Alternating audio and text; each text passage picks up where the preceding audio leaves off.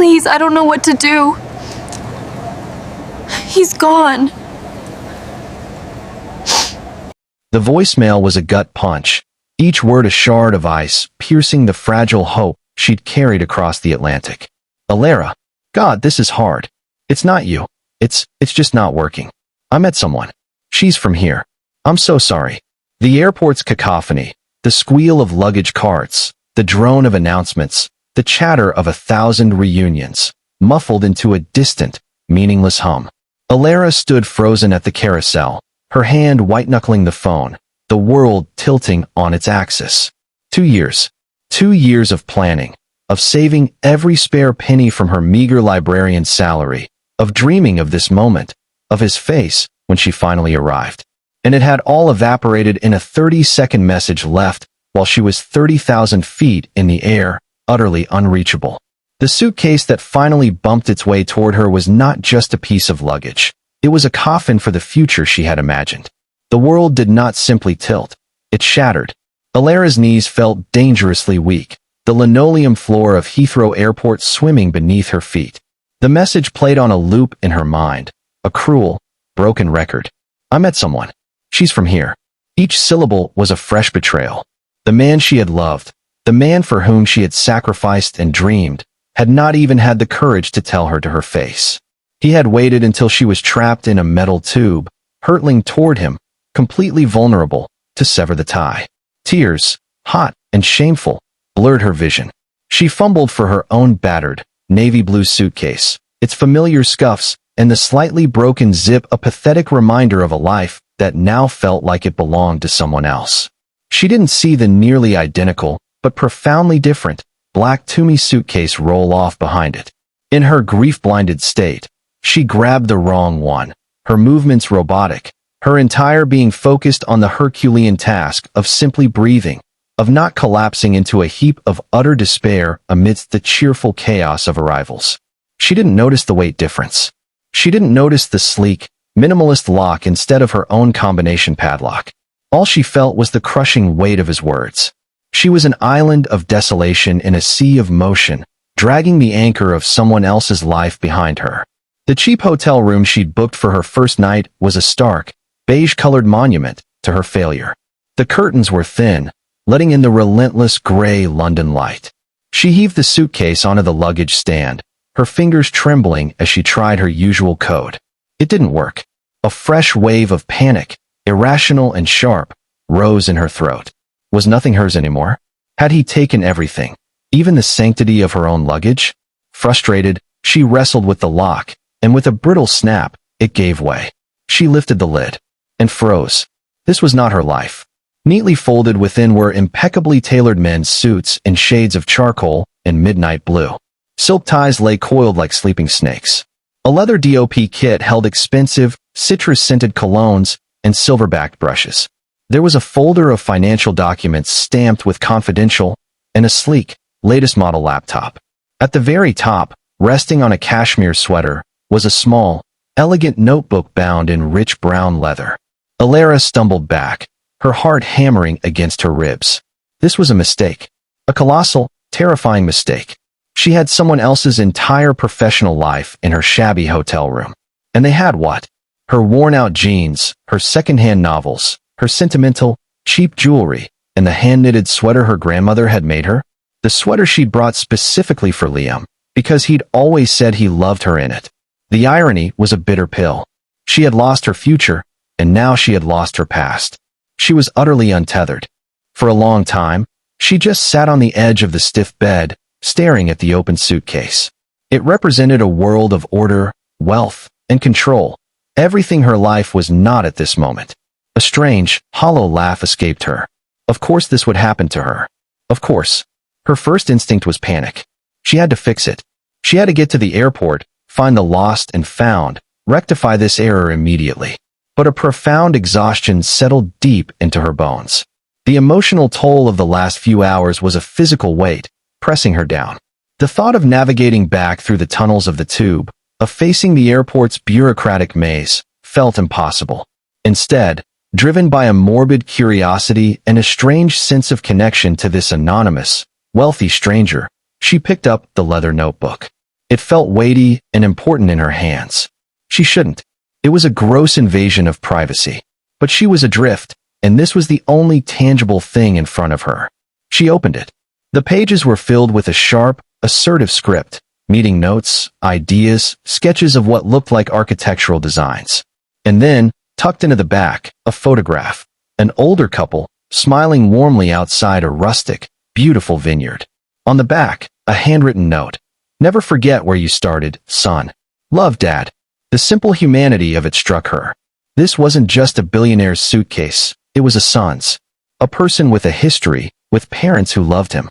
Her own pain, so all-consuming moments before, receded just a fraction, making room for a flicker of empathy for this unknown man whose day she had undoubtedly also ruined. She carefully placed the notebook back and closed the suitcase. The initial panic had subsided, replaced by a numb resolve. She would deal with it tomorrow. For now, she had to deal with herself.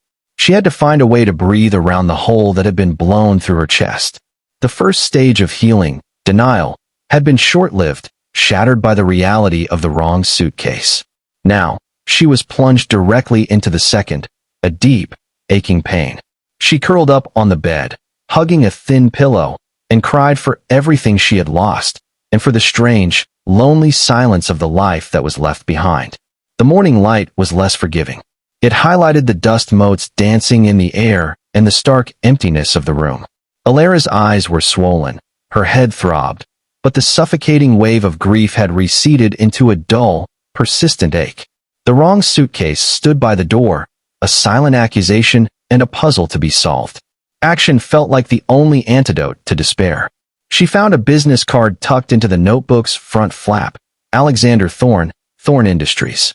A quick search on her phone revealed a man with a severe, handsome face and a net worth that made her dizzy. He was a titan of industry, a visionary in sustainable architecture, and she had his entire world in her possession. Her hands shook as she dialed the number for his office. A polished, efficient assistant answered. Mr. Thorne's office. How may I direct your call? Hi. Yes, my name is Elara Vance. I believe I have Mr. Thorne's suitcase. There was a mix-up at Heathrow yesterday, and, oh, thank goodness, the assistant interrupted, her professional veneer cracking with relief. He's been frantic. He has a major presentation today. Where can we send a courier?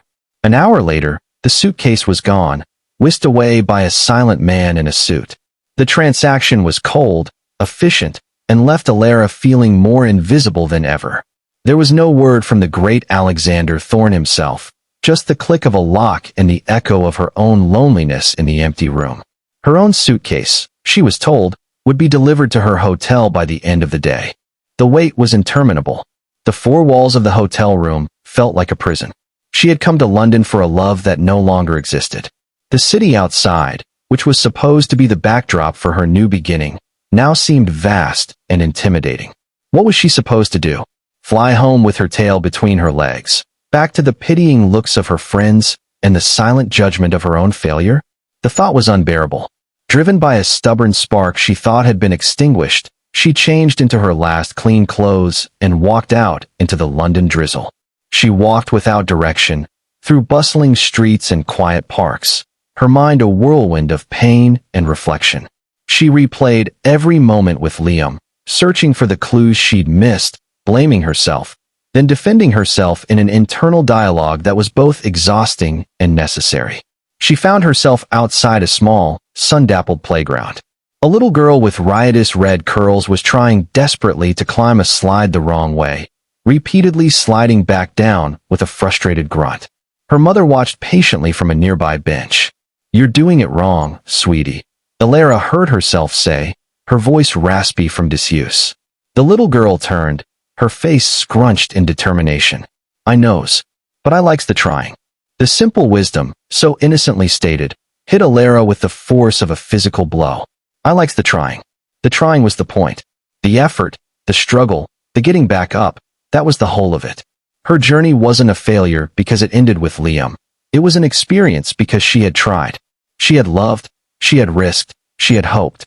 The outcome was painful, but the attempt was not without merit.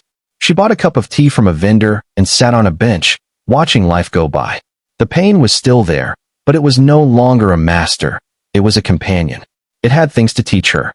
She had been so defined by her relationship, by the future she was building with someone else, that she had forgotten who she was on her own.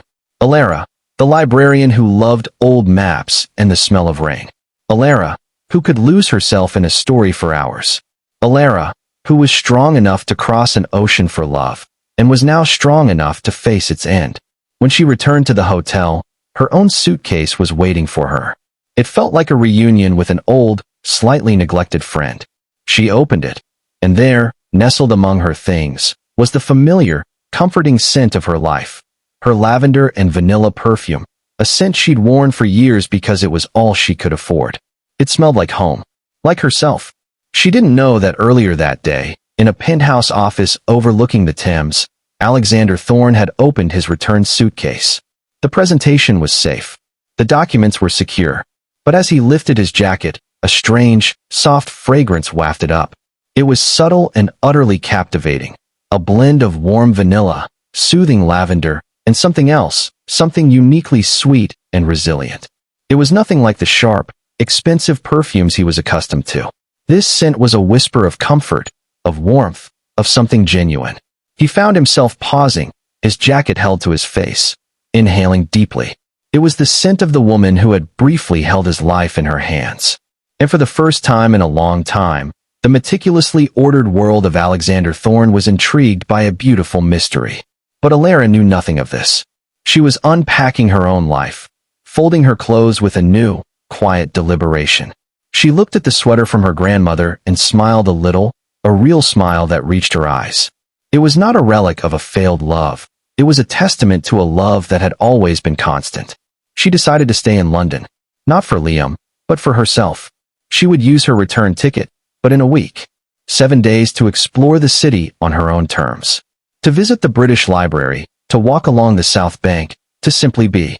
It was a small victory, but it was hers. That evening, she stood by the window, watching the city lights twinkle on. The hole in her chest was still there, but it no longer felt empty. It felt like a space cleared out for something new. She had been broken open, and in the cracks, she was finally beginning to see the light of her own strength. The journey wasn't over. It was just beginning again.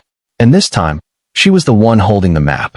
Moral of the story: true healing begins not when we forget our pain, but when we learn to carry it with grace, allowing our struggles to become the foundation for a stronger, more authentic self. Our greatest transformations often start with getting lost, and our deepest strength is discovered not in the absence of fear, but in the decision to move forward despite it.